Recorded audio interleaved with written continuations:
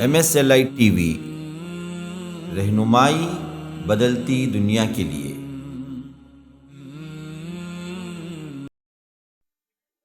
السلام علیکم ورحمۃ اللہ وبرکاتہ۔ سامعین کرام، مشاہدین اکرام، یہ آج کا ہمارا 10واں سیشن ہے۔ آپ کے سوالات اور ہمارے جوابات کے عنوان سے مرکز السلام لنشر اسلام سے اس سیریز کو نشر کیا جا رہا ہے۔ تو آئیے ہم سوالات کی طرف چلتے ہیں۔ تو سوال نمبر 43 سوال یہ کیا گیا ہے کہ کیا ٹریڈنگ کرنا جائز ہے؟ جواب یہ ہے کہ ٹریڈنگ سے مراد اگر عام تجارت ہے اور حلال چیزوں کی تجارت ہے، اسلامی اصولوں کے مطابق تجارت ہے، تو کوئی حرج نہیں ہے، کیونکہ تجارت اسلام کے اندر حلال ہے۔ اللہ نے فرمایا کہ احل اللہ البیع وحرم الربا۔ تو سورۃ البقرہ میں اللہ نے فرمایا کہ احل اللہ البیع، اللہ تعالیٰ نے تجارت کو، یعنی ٹریڈنگ کو اللہ نے حلال ٹھہرا دیا، اور حرام کیا ہے؟ سود کے معاملات کو اللہ نے حرام ٹھہرا دیا۔ تو اگر جو ہے اس ٹریڈنگ کے اندر سود نہیں ہے اور وہ ٹریڈنگ جو حلال پروڈکٹس کی انسان کر رہا ہے اور اس کے اندر جو ہے کوئی دھوکہ نہیں ہے، اس کے اندر جو ہے کوئی غلط کاریاں نہیں ہیں، کوئی حرام تجارت نہیں ہے، اس کے اندر کوئی حرام معاملات اگر نہیں ہو رہے ہیں، شریعت کے مطابق اگر ہے، تو انشاءاللہ ویسی تجارت میں کوئی حرج نہیں ہے، بلکہ اللہ تعالیٰ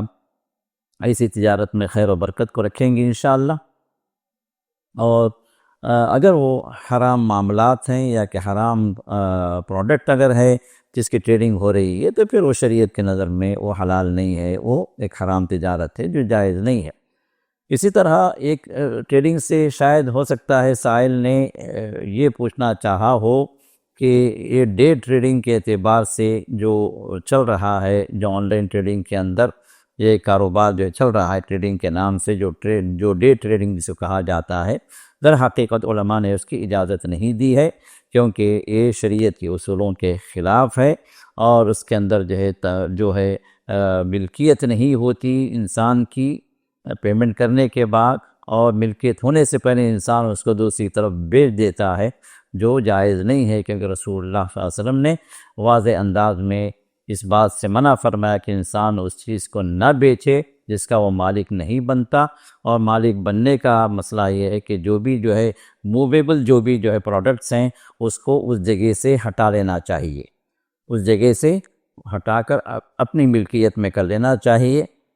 یا اس مقام سے ہٹا کر کسی دوسرے مقام پر اس پروڈکٹ کو لے کر جانے کے بعد پھر جو ہے بیچنے کا اس کو اختیار ملتا ہے۔ تو لہٰذا ڈے ٹریڈنگ کے نام سے جو کاروبار چلتے ہیں آن لائن، تو یہ بھی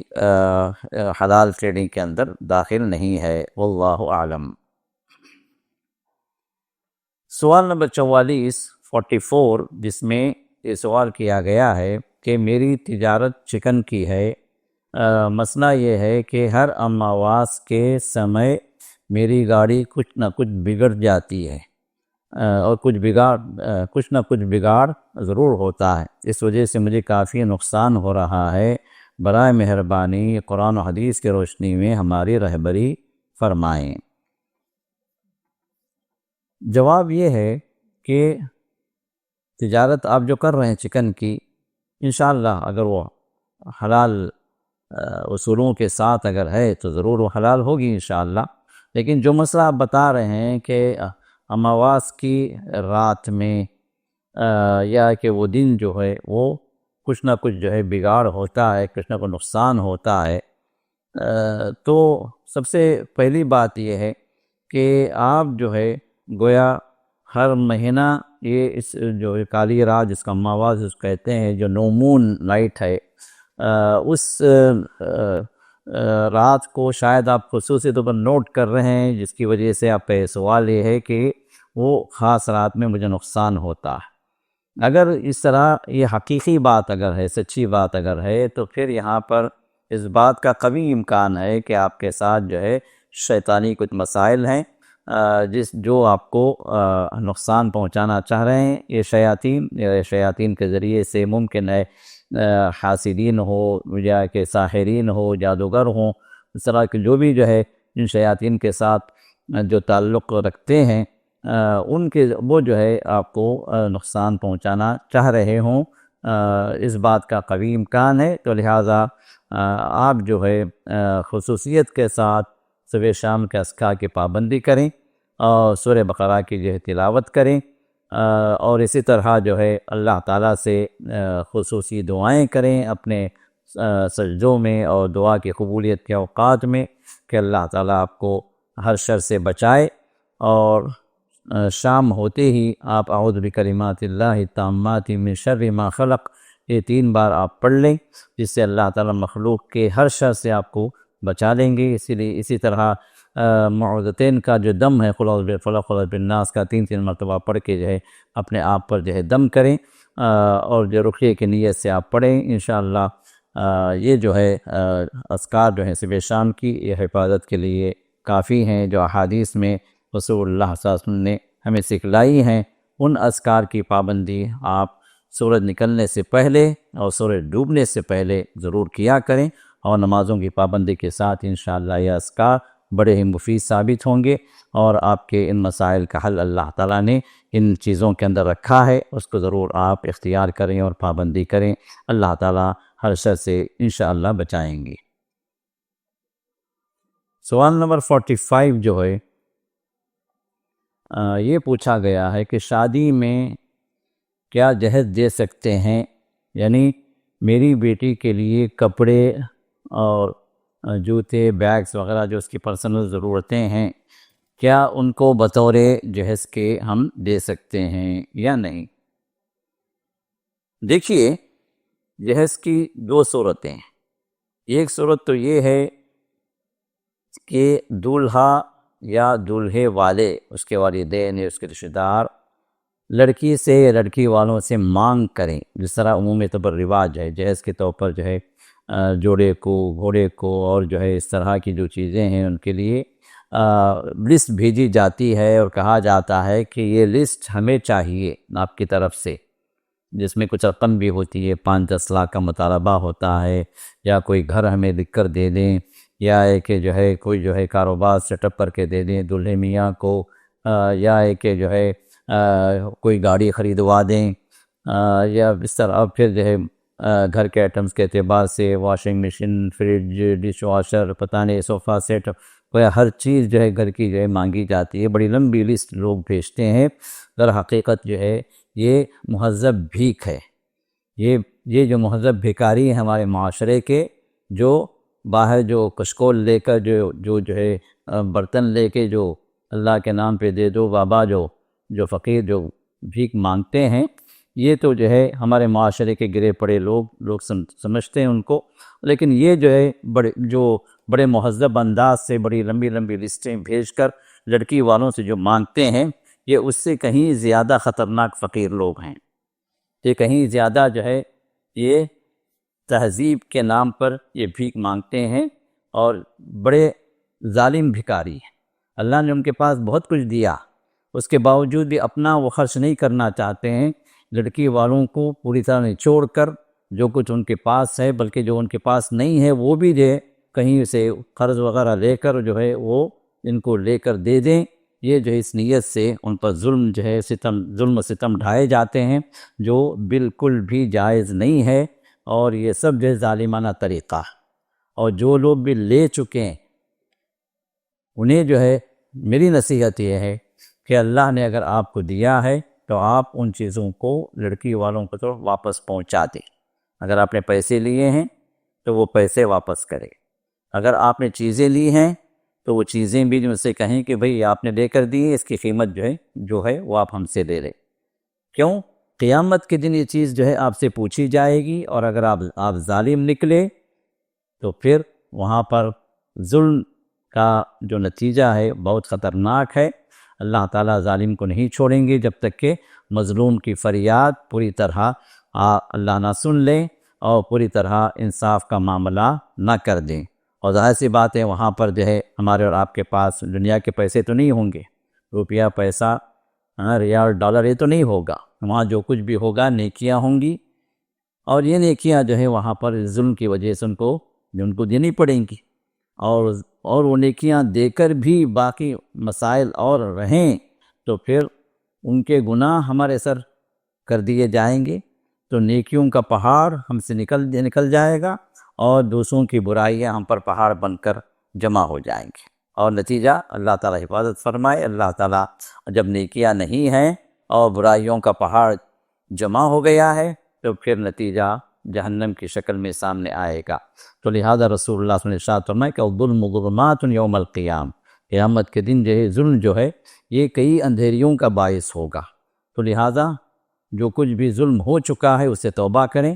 اور ان کا حق ان کو ادا کریں، اور نہیں ادا کر سکتے کم سے کم ان سے معافی مانگ لیں، راضی کر لیں انہیں۔ اور جو لوگ ابھی نہیں لیے ہیں لیکن آگے مطالبہ کرنے کا ارادہ ہے تو ان کے لیے میری خاص نصیحت ہے کہ اللہ سے ڈریں اور اپنے آپ کو قیامت کے دن اللہ کے سامنے پیش کرنے کا تصور یہ لائیں کہ اللہ کے سامنے آپ کیا جواب دیں گے۔ لڑکی والوں سے، لڑکی سے جو مطالبات آپ کر رہے ہیں، یہ آپ مسلمان ہیں، شریعت کے اعتبار سے یہ ظلم ہے، یہ جائز نہیں ہے، تو آپ کسی سے جو دلہن والے ہیں ان سے کوئی مطالبہ نہ کریں۔ اگر یہ مطالبے کے طور پر کوئی چیز آپ لے رہے ہیں تو پھر اس کے جواب کے لیے بھی آپ اپنے آپ کو تیار کر دیں۔ تو لہٰذا لڑکی والوں سے کسی بھی طرح کی فرمائش یا لسٹ یا مطالبہ جائز نہیں ہے، یہ حرام ہے، کیونکہ لڑکے کو ہی اللہ تعالیٰ نے ذمہ دار بنایا ہے شادی کے تمام اخراجات کے لیے۔ جو بھی شادی کے سلسلے میں اخراجات ہیں، جو بلکہ لڑکی کے لیے جو بھی خریدوانا ہے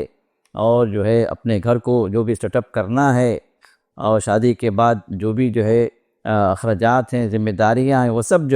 اللہ تعالیٰ نے لڑکے کے ذمے کیا ہے۔ اب وہ اپنی ذمہ داری سے جان چھوڑا کر لڑکی والوں پر جو ڈالتا ہے، در حقیقت یہ بہت ہی برا طریقہ ہے، وساء سبیلا، بڑا برا طریقہ ہے یہ۔ تو لہٰذا اس طریقے سے اپنے آپ کو بچائیں اور اللہ کے سامنے جو حاضر ہونے والا جو دن ہے اس دن سے ڈریں، اور کہیں ایسا نہ ہو کہ آپ کی پوری نیکیاں چھین لی جائیں اور ان کی برائیاں آپ کے سر پر ڈال دی جائیں اور نتیجہ بڑا ہی خطرناک ہو۔ تو لہٰذا اس دن سے ڈر کر ایسے ظلم سے اپنے آپ کو بچائیں۔ اب رہا دوسرا مسئلہ، جو لڑکی کے والدین خود ہی اپنی طرف سے لڑکی کو کچھ دیتے ہیں، لڑکے کو نہیں، لڑکی کو اپنی طرف سے کچھ دیتے ہیں، جو اس کے کپڑے ہیں، اس کا زیور ہے، یا اس کے جو گھر کی کچھ چند چیزیں ہیں۔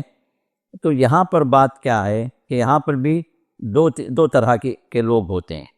ایک طرح کے وہ لوگ ہوتے ہیں جو اس لیے دیتے ہیں کہیں معاشرے میں ناک نہ کٹ جائے، ہمارا اسٹیٹس کم نہ ہو جائے، لوگ کیا کہیں گے،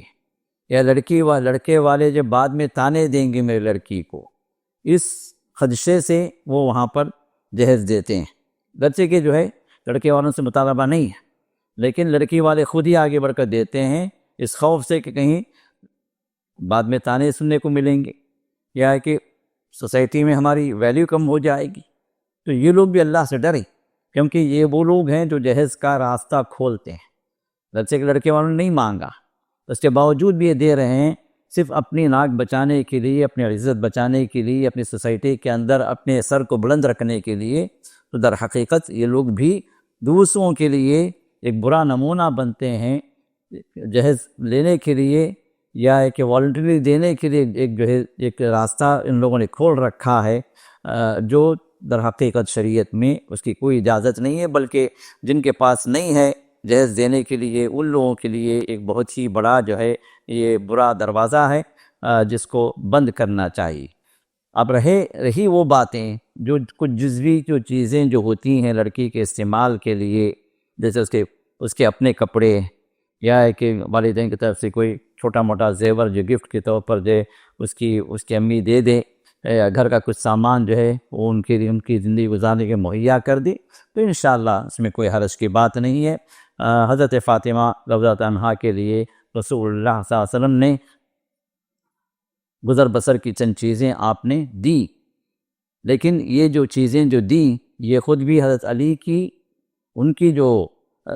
ذرا جو تھی، جو جنگی جو لباس جو تھا، طبرانی کی روایت میں بتاتی ہے کہ رسول اللہ صلی اللہ علیہ وسلم نے علی سے پوچھا کہ علی تمہارے پاس کیا ہے؟ تو کہا کہ یا رسول اللہ صلی اللہ علیہ وسلم، یہ جو ہے یہ جو ذرا جو ہے، یہ جو ہے جو جنگی جو لباس ہے وہ ہے میرے پاس میں۔ تو آپ نے فرمایا کہ جو اس کو لے آؤ۔ پھر جو ہے آپ نے صحابہ سے پوچھا کوئی خریدنے والا ہے، تو پھر جو ہے صحابہ نے خریدا، تو پھر اس پیسوں سے آپ نے گھر کا کچھ سامان حضرت فاطمہ کو لے کر آپ نے دیا۔ تو اب یہ لوگ جو کہتے ہیں کہ اللہ کے رسول نے جہیز دیا، در حقیقت اگر دیا بھی ہے تو وہ علی ہی کے پیسوں سے دیا، رسول اللہ صلی اللہ علیہ وسلم اپنی طرف سے نہیں دیا، بلکہ رسول اللہ صلی اللہ علیہ وسلم 4 بیٹیاں بیاہ دی گئی،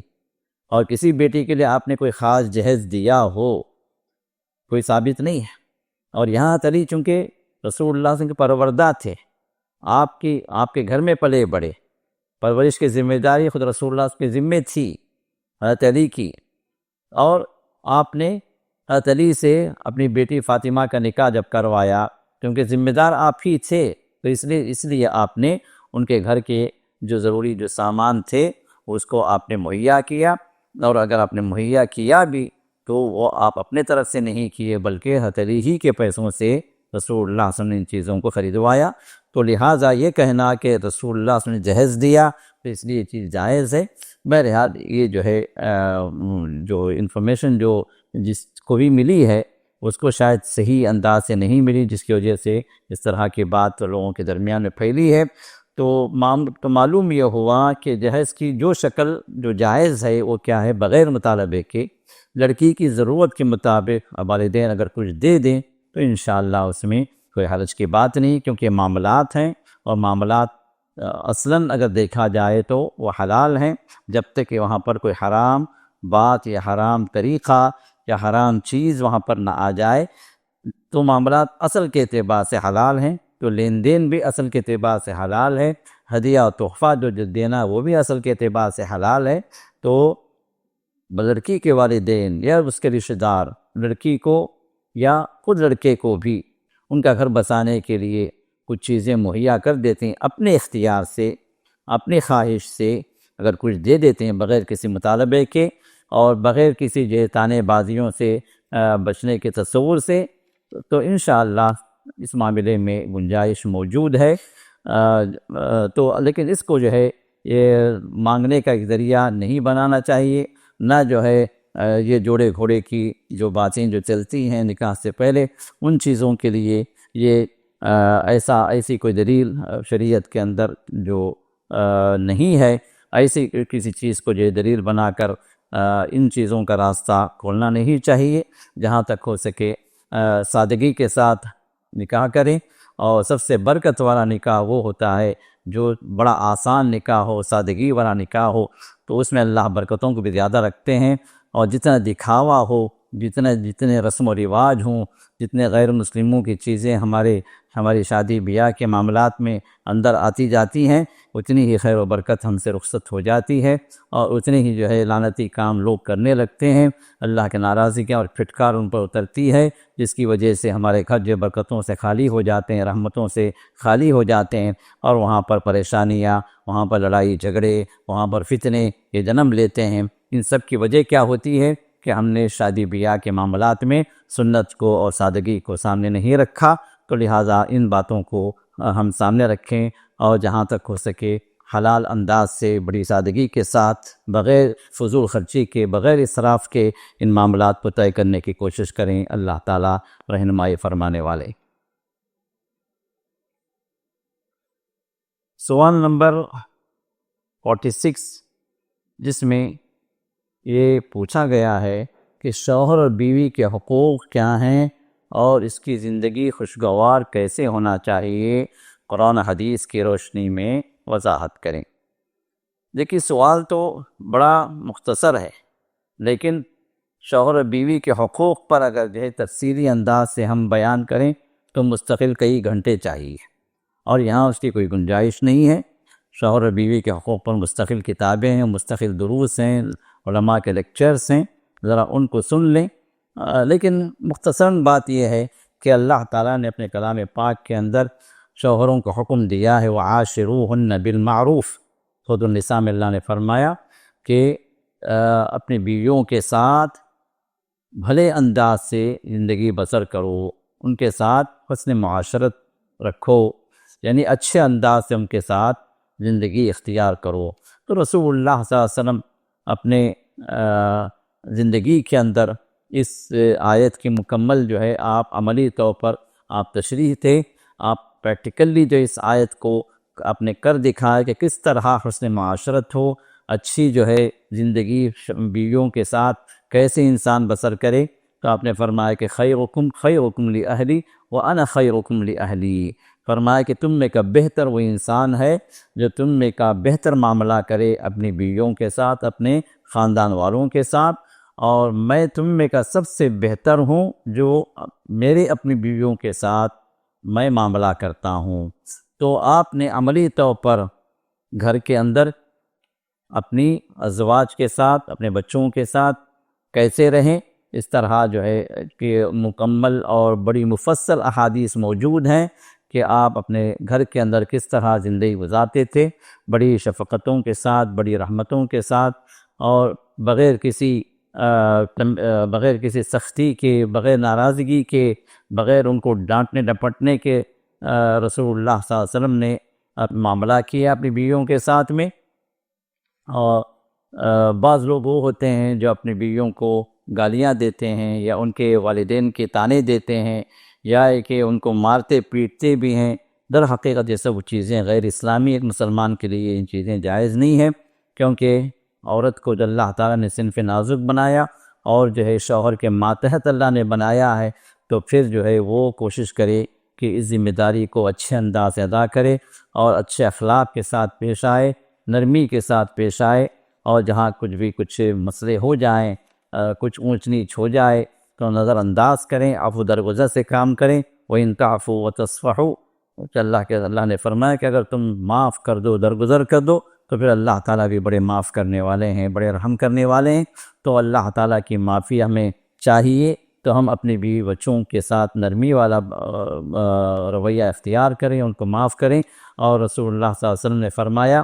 کہ من لا یرحم لا یرحم، جو رحمت و شفقت کا معاملہ نہیں کرتا اس پر بھی رحم نہیں کیا جاتا۔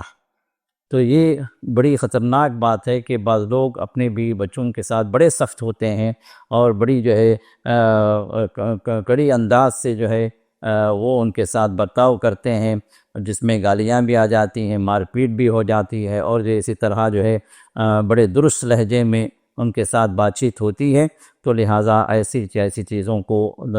اپنے گھروں سے ہٹائیں، اور رسول اللہ صلی اللہ علیہ وسلم اسوہ ہمارے لیے موجود ہے۔ آپ کا اپنے گھر والوں کے ساتھ کس طرح برتاؤ تھا، پوری مفصل یہ تعلیمات موجود ہیں۔ تو لہٰذا ان تعلیمات کو جان کر ہم اپنے بیویوں کے ساتھ اور بچوں کے ساتھ ان کے حقوق کی ادائیگی کی کوشش کریں، اور دوسری طرف بھی جو بیویاں ہیں وہ بھی اپنے شوہروں کی قدر کو جانیں، ان کے مرتبے کو جانیں۔ وَلِلرِّجَالِ عَلَيْهِنَّ دَرَجَةٌ، اللہ نے فرمایا کہ مردوں کا درجہ اللہ تعالیٰ نے ایک درجہ اللہ نے بلند کیا ہے عورتوں پر، ان کو اللہ نے ذمہ داری دی ہے، ان کو خرچ کا ذمہ دار بنایا، ان کو قوام بنایا، اور جو ان کو اللہ تعالیٰ نے وہ خصوصیات دی ہیں جو خصوصیات اللہ نے خواتین کو نہیں دی ہیں۔ تو اس اعتبار سے اللہ تعالیٰ نے ذمہ داری کو ادا کرنے کا اللہ نے انہیں حکم دیا ہے۔ تو لہٰذا شوہروں کی اطاعت کریں اور ان کی ہر وہ بات مانیں جو جائز ہو، جو شریعت کے مخالف نہ ہو، جو حرام نہ ہو۔ اگر شوہر حکم دیتا ہے تو ایسی چیزوں کا جو جائز باتیں ہیں تو ان کو بجا لانے کی کوشش کریں، اور اپنے شوہر کو خوش رکھنے کی کوشش کریں، یہ ان کے حقوق کے اندر ہے۔ تو رسول اللہ صلی اللہ علیہ وسلم نے ابن حبان کی حدیث میں بیان فرمایا، ایما امرأۃ صلت خمسها وصامت شهرها وأطاعت بعلها وأحسنت فرجها دخلت جنت ربها۔ آپ نے فرمایا کہ وہ خاتون جو 5 وقت کی نماز پڑھ لے، اور اپنے رمضان کا روزہ رکھ لے، اور اپنے شوہر کی تابعداری کر لے، اور اپنی عصمت اور آبرو کی حفاظت کر لے، یہ 4 باتیں جو خاتون کر لیتی ہیں، آپ نے فرمایا کہ دخلت جنت ربها، وہ خاتون اپنے رب کی جنت میں داخل ہو گئی۔ اور ایک اور روایت میں جنت کے 8 دروازوں میں سے جس دروازے چاہے وہ داخل ہو جائے۔ تو بڑی فضیلت والی بات یہ ہے کہ اس خاتون کو اللہ تعالیٰ نے اپنے رسول کے ذریعے سے جنت میں جانا بڑا آسان کر دیا۔ نمازوں کی پابندی، رمضان کے روزوں کی پابندی، اور شوہر کی اطاعت کرنے والی، شوہر کو خوش رکھنے والی، شوہر کی فرما برداری کرنے والی جائز کاموں کے اندر۔ اگر شوہر یہ حکم دیتا ہے کوئی سے حرام کام کا، شوہر حکم دیتا ہے بے پردگی کا، شوہر حکم دیتا ہے نماز نہ پڑھنے کا، شوہر حکم دیتا ہے جو ہے ایسی چیزوں کا جس کو شریعت نے حلال نہیں ٹھہرایا ہے، تو یہاں پر شوہر کی بات نہیں چلے گی، کیونکہ جن باتوں کو شوہر کی اطاعت کا جس رب نے حکم دیا ہے، اسی رب نے یہ حکم دیا ہے کہ یہ حرام ہے، اس کے قریب نہیں جانا، تو شوہر کو بھی حق نہیں ہے کہ ایک حرام کو حلال کر دے۔ تو لہذا جو حرام ہے حرام ہے، لیکن جو جائز جو چیزیں ہیں ان کے اندر شوہر کی اطاعت ایک خاتون جتنی حد تک کرتی رہے گی وہ اپنے رب کی رضامندی میں رہے گی، اور اسی طرح گھر بھی سکون کے ساتھ انشاءاللہ چلے گا، اور اس کی اطاعت کی وجہ سے، اس فرما برداری کی وجہ سے گھر کے اندر بھی خوشیاں نصیب ہوں گی، اللہ کی رحمتیں اتریں گی، اور گھر کے اندر سکون اطمینان کا ماحول بنے گا انشاءاللہ۔ تو لہذا ایک دوسرے کے حقوق کو جانیں، اور جو ہے جہاں شوہر کے حقوق ہیں بیوی پر، اسی طرح شوہر پر بیوی کے حقوق بھی ہیں، مفصل انداز سے یہ چیزیں موجود ہیں قرآن کے اندر بھی، احادیث کے اندر بھی، اور بہت سارے علماء کے بیانات بھی آپ کو مل جائیں گے شوہر و بیوی کے حقوق پر، ذرا ان کو بھی سن لیں، اور اس پر جو ہے بہت ساری جو پرنٹڈ میٹیریلز بھی ہیں، تو جو جس انداز سے بھی علم حاصل کرنا چاہے علم حاصل کرے، اور ان حقوق کو ادا کرنے کی کوشش کرے انشاءاللہ۔ اس میں اللہ تعالیٰ ایسے ازواج کو، ایسے شوہر اور بیوی کو جو ایک دوسرے کا حق ادا کرتے ہیں، دنیا بھی ان کی سکون والی بنا دیتے ہیں، اور آخرت میں بھی اللہ تعالیٰ انشاءاللہ جنتوں میں پہنچائیں گے۔ سوال نمبر 47، اس میں یہ سوال پوچھا گیا ہے کہ اگر شوہر بیوی سے 4 یا 5 مہینے دور رہتا ہے، اور دور رہنے کا مطلب یہ ہے کہ ایک ہی کمرے میں ہوتے ہیں لیکن یا ایک ہی بستر میں سوتے ہیں، لیکن ایک دوسرے کا حق ادا نہیں کرتے، یعنی شوہر بیوی کا حق ادا نہیں کرتا۔ یہاں حق سے مراد ہے بستری حق۔ اب اس معاملے کو لے کر جو ہے بیوی جو ہے اسٹریس میں رہتی ہے، اور لیکن بچوں کی خاطر و صبر کو اختیار کرتی ہے، تو اسلام میں اس کا کیا حکم ہے؟ سوال سے یہ بات ظاہر ہو رہی ہے کہ شوہر اور بیوی جو ہے ایک ہی چھت کے نیچے ہیں، بلکہ ایک ہی کمرے میں ہیں، بلکہ ایک ہی بستر پہ بھی سو رہے ہیں، لیکن آپس میں کوئی محبت نہیں، کوئی جو ہے بستر والا کوئی رشتہ نہیں ہے، اور یہ معاملہ جو ہے 4 مہینے 5 مہینے ایسے ہی جو ہے چلتا ہے، گویا جو ہے اجنبیت کی ایک دیوار ہوتی ان دونوں کے درمیان میں، جو شوہر اور بیوی کو ایک دوسرے سے قریب نہیں آنے دیتی ہے۔ تو اس میں سوال کے اعتبار سے یہ معلوم ہو رہا ہے کہ یہ سوال کرنے والی خاتون ہیں جو چاہتی ہیں کہ شوہر سے تعلق قائم کرے، لیکن شوہر جو ہے نہیں چاہ رہا ہے، اور یہ جو ہے اس طرح کی حالت 4-5 مہینے تک چل رہی ہے، تو اس کا کیا حل ہے؟ تو اب یہاں پر جو ہے دیکھا یہ جائے گا کہ یہ صورتحال کیوں ہے، کیونکہ ہر کپل یہ چاہتا ہے کہ ایک دوسرے کے ساتھ مل کر رہیں، بلکہ شادی کا مقصد یہی ہے کہ شوہر اور بیوی ساتھ رہیں، ایک دوسرے کو سکون کا ذریعہ جو اللہ نے بنایا ہے تو وہ سکون حاصل کریں، یہی اصل مقصد ہے شادی کا۔ تو اب یہ سکون اگر ایک دوسرے سے نہیں ہے، اور شوہر جو بیوی کے قریب نہیں ہو رہا ہے، تو وہاں پر کوئی نہ کوئی ریزن ہوگا، کوئی نہ کوئی ایسا سبب ہوگا جس کی وجہ سے یہ حالات پیدا ہو رہے ہیں، کیونکہ اصل تو یہی ہے کہ شوہر اور بیوی مل کر رہیں، شوہر اور بیوی ایک دوسرے کو خوش کریں، شوہر اور بیوی ایک دوسرے سے جو ہے فائدہ اٹھائیں، ایک دوسرے سے لطف اندوز ہوں، خاص طور پر جو ان کے کمرے کے اندر جو کچھ بھی جو ہے ان کی پرائیویسی ہے، اس سے ایک دوسرے سے جو ہے وہ سکون حاصل کریں، فائدہ اٹھائیں، یہ جو ہے شریعت کا مقصود بھی ہے۔ لیکن اگر یہ چیز نہیں ہو رہی ہے، شوہر قریب نہیں ہو رہا ہے، تو وہاں پر کوئی ایسی چیز ہے جو رکاوٹ بنی ہوئی ہے۔ تو اب بیوی کو چاہیے کہ وہ شوہر سے معلوم کرے کہ دوری کیوں، کیا وجہ سے، اور کیا اس سے کچھ غلطی ہوئی ہے، یا ہے کہ کچھ جو ہے کچھ ایسی چیز ہے جو اس کے اندر پسند نہیں آ رہی اس کو، یا ہے کہ کہیں ایسا تو نہیں کہ جو ہے وہ کئی جگہوں پر یہ بات بھی دیکھنے میں آئی ہے کہ شوہر کی لائن کہیں اور لگ گئی ہے، کہیں کسی اور چکر میں جو وہ چل پڑا ہے، بیوی کو نیگلیکٹ کر رہا ہے۔ تو اللہ نہ کرے، یہ فتنوں کا دور ہے، بہت ساری جو فتنے اس طرح کے موجود ہیں ہمارے گھروں کے اندر۔ تو پہلی فرصت میں فائنڈ آؤٹ کرنا چاہیے کہ اس طرح کے جو حالات بنے ہوئے ہیں اس کا ریزن کیا ہے، تو اس ریزن کو ریکٹیفائی کریں، شوہر سے باقاعدہ ڈسکس کریں۔ آپ ان کو، شوہر کوئی غیر نہیں ہے، وہ آپ کا اپنا شوہر ہے، آپ بیٹھیں اس کے ساتھ میں کچھ ٹائم اس کا لیں، اسے کہیں کہ مجھے تھوڑا سا آپ سے ڈسکس کرنا ہے، آپ سے جو ہے کچھ چیزیں جو ہے مجھے کھٹکتی ہیں، وہ مجھے آپ سے جو ہے بیٹھ کر جو معاملے کو صاف کرنا ہے۔ تو اس سے ریزن پوچھیں کیوں اس طرح ہو رہا۔ تو اگر وہ ریزن جو آپ کی طرف آ رہا ہے، بھئی آپ کے اندر یہ کمی ہے، آپ کے اندر جو ہے یہ مسئلے ہیں، یا جو ہے آپ کی طرف سے جو ہے اس معاملات کے اندر تقصیر ہے، تو اس وجہ سے مجھے پسند نہیں آ رہا، تو پھر ان معاملات کو جو ہے دور کرنے کی، ان کمیوں کو آپ سے ہٹانے کی آپ کوشش کریں۔ لیکن اگر معاملہ آپ کے اعتبار سے، اس کے اعتبار سے ہے، تو پھر اس کو چاہیے، شوہر کو چاہیے کہ جو ہے ان معاملات کو جس کے اندر جو ہے کمیاں ہیں، جس کے اندر جو ہے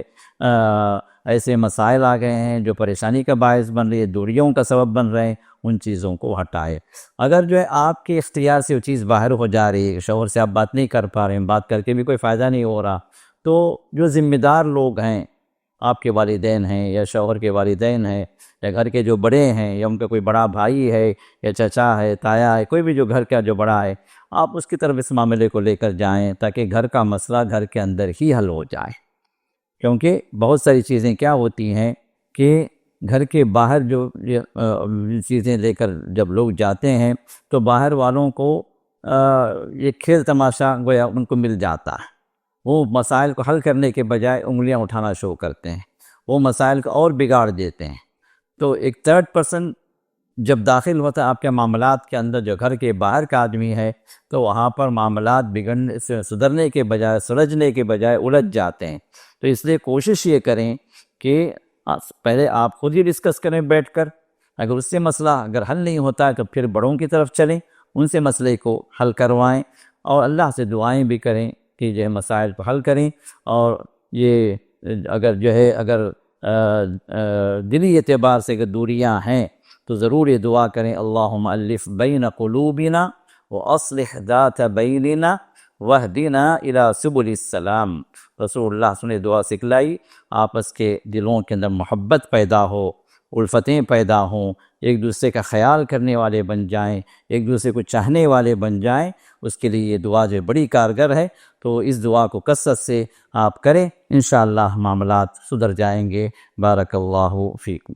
سبحانک اللہم بحمدک، نشہد ان لا الہ الا انت، نستغفرک ونتوب الیک۔